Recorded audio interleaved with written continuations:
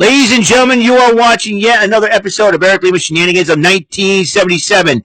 And it's Tuesday night, and you know what that means. It's time for the NXT Event Center. And here's the man that will bring you all that has happened on NXT, Eric M. Lima. Thank you very much, Mr. Announcer, sir. Well, hello there, everyone. Welcome to yet another episode of Eric Lima Shenanigans of 1977, episode 1349, ladies and gentlemen. And, excuse me for just a second here. I gotta scratch my back because it's itchy. And itchy back. Alright. I love these things.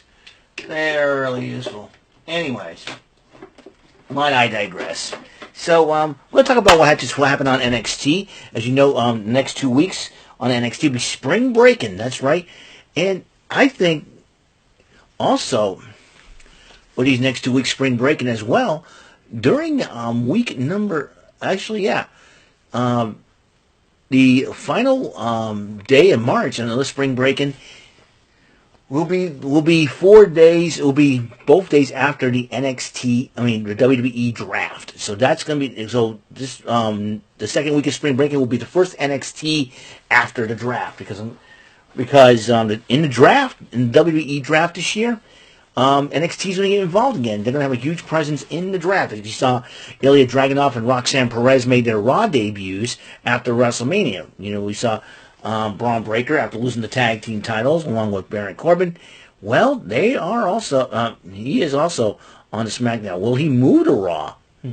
So, it'll be very interesting. So, let's talk about what happened on NXT. Dijak went one-on-one with Noam Dar. And as you know, with Noam Dar, you got the rest of his Metaphor teammates, Jakara Jackson, Last Legend, and Oro Mensah. Mensah got involved, and that distracted Dijak, and Noam Dar took advantage with a Nova Roller. 1, 2, 3. 1, 2, 3. We got a winner in Noam Dar. And Abel was talking to Ilya Dragunov, and he goes, I know I was going to give you the night off, but you wanted to keep yourself sharp. I'll let you have an issue challenge. So, issue a challenge. So, in this case, I'd be very interested to see who will take that challenge. Well, Tatum Paxley talked about the women's title, Lyra Valkyria, and the ladies have held that title before Roxanne Perez. And she says she was obsessed with the NXT Women's Championship. And now she attacked Lyra Valkyria because she lost it. Oh, man, excuse me. Ah, crap. Anyways. Moved on to the third. Man, that was a fart and a half. Anyways, and talking about the women's division, I laid one. Oh, my goodness. Okay, Sol Ruka went one-on-one with Lola Vice, and Blair Davenport got involved in the matchup in revenge, and Lola Vice ended up winning the matchup. And as Lola Vice was celebrating, Natalya has challenged her to an NXT Underground matchup, and next week on the first night of Spring Breakin', there will be a contract signing, as the other week, well, they'll have the NXT Underground matchup. This is going to be very interesting. But then Lola Vice says she's, think that Natalya has trained in the dungeon. So that's kind of similar to NXT Underground, don't you think, Lola Vice? Girl, you better be careful. So anyways, and safe, and the score is tied, yes indeed. Alright. So the score is tied. I'm watching the Red Sox game right now. You're probably not going to be able to see it as much because it's, anyways.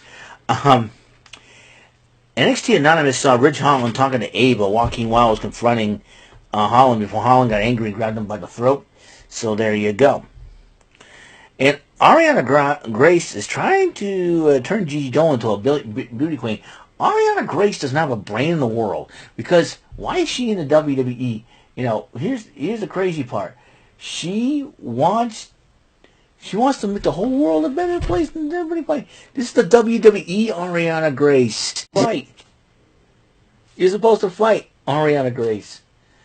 And you want to be a champion, you got to fight. You get the NXT North American Women's Championship. I don't know when that tournament's going to begin. And I'm sure Ava's trying to do, Come on, Ava. Come on, Ariana Grace. You don't want to turn Gigi Dolan into a pretty princess? Oh boy. Yeah. Don't run yourself out. Oh, there you go. All right. Anyways, so there's that. We got to write down who won between the Joaquin Wilde-Holland matchup.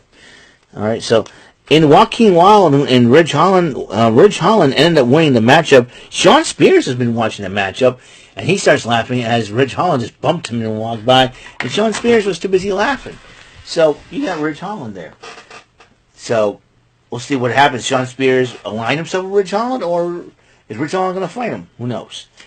Josh Briggs and Ivar were talking about Obafemi in the trainer's room after, the trainer says you got to take it easy, and then she goes, "Why don't you go back to Raw and get your butt kicked by Sheamus again?" He goes, "You know what? You and me tonight." And you go, "Fine.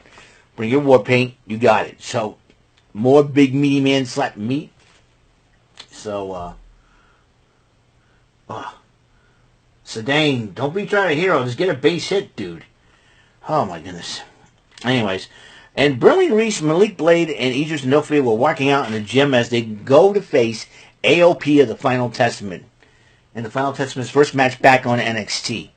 I wonder how well that's going to hang out. I'm still trying to watch the game here. Sedane Raphael at the plate. A ball. Okay. Okay. Winning run 90 feet away. Okay. Anyways. So there's that. So Andre Chase and Thea Hale were talking about what happened in JC Jane, and Andre Chase got honest with her, but Thea Hale hugged him, and all is forgiven. Chase you back together again.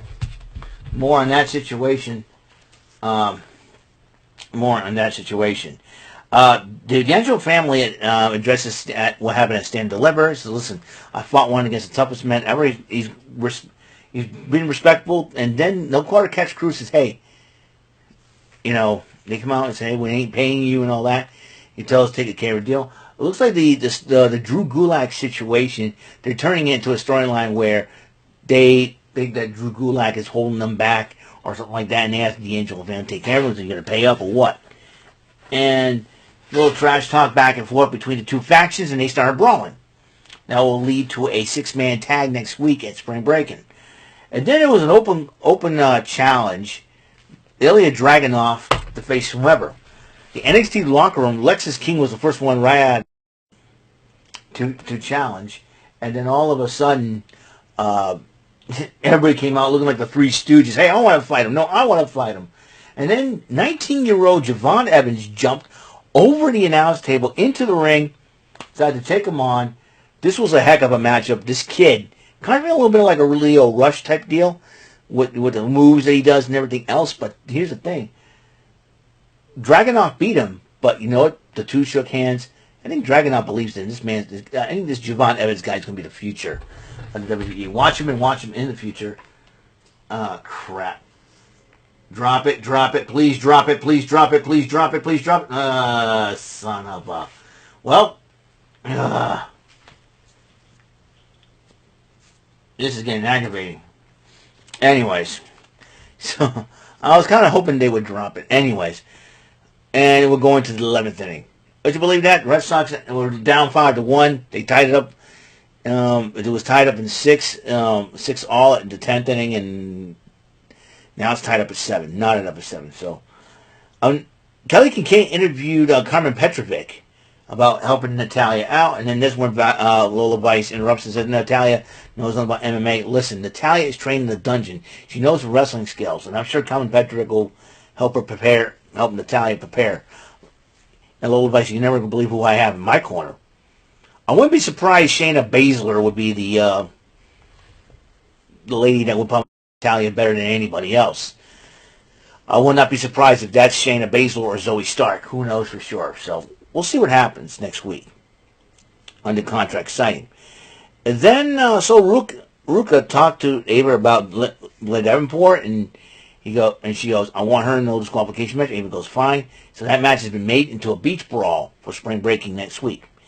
Thea Hale went one-on-one with Tatum Paxley, and JC Jane and Jasmine Nix got involved and distracted Thea Hale, cost her the matchup.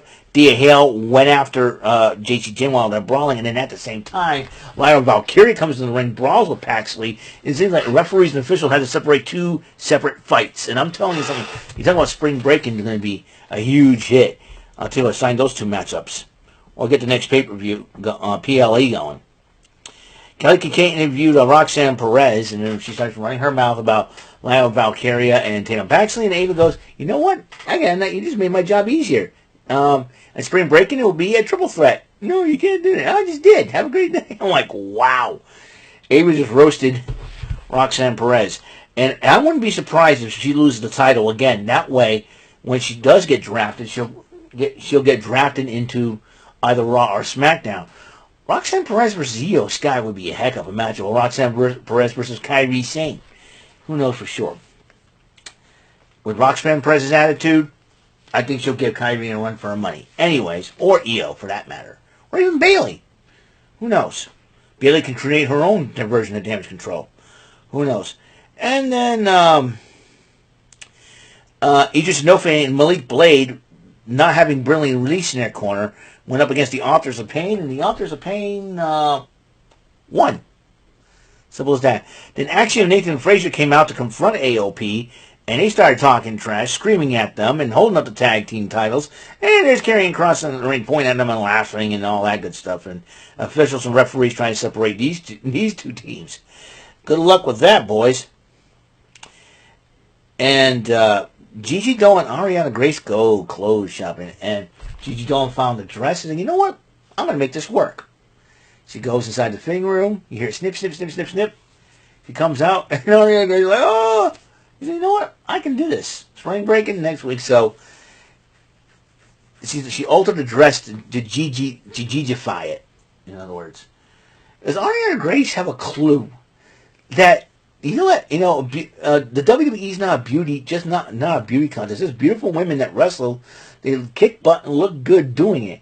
Why don't you side with freaking Kiana James, for goodness sakes? She's got a combination of beauty and brains. Align yourself with her, not with Gigi Dolan.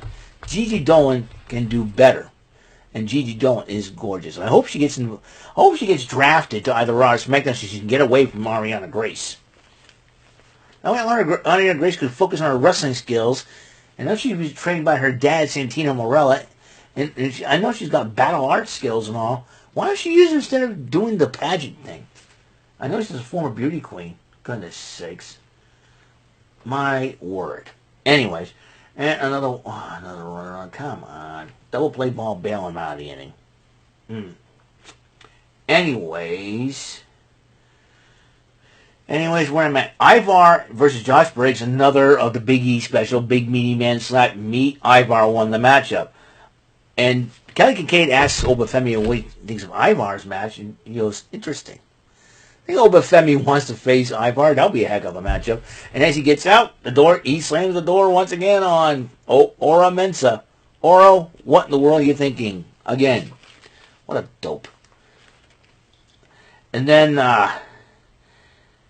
Kelly Kincaid interviewed Carmelo Hayes before his matchup, the steel cage match against Trick Williams. That match had happened, and Trick Williams and Carmelo Hayes, and despite the fact that Hayes' security force tries to get involved in the matchup, a Billy Club gets involved in the matchup, a steel chair, but Trick Williams uses it, goes full-on RVD by using the Trick knee to the chair, to the face.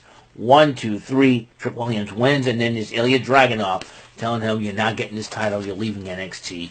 Trick Williams and him, a little talk trash back and forth at Spring Breakin. It's going to be a heck of a matchup for sure. So that's all the time we have on the show, episode 1349 of Eric Lima Shenanigans of 1977. Thank you for tuning in. And tomorrow, Joker's Wild Wednesday. Pull on that one-armed bandit and see if I can beat the devil. And I'm going to do so. So, you guys have a good day. And a good night, I should say. And, hey, it rhymes. Have a good day. Good night, I should say. I'll see you in the next episode. And until the next episode comes rolling around, Mr. Announcer, please take us home. That is all for today's episode. This is your announcer speaking for Eric Lima Shenanigans of 1977. A Big Beefy E, doing for Bob Saget Productions, and in association with a Raven Bofa Telepictures and Distribution. Thank you for watching today's episode. Tune in next time for another episode of Eric Lima Shenanigans of 1977. Goodbye for now.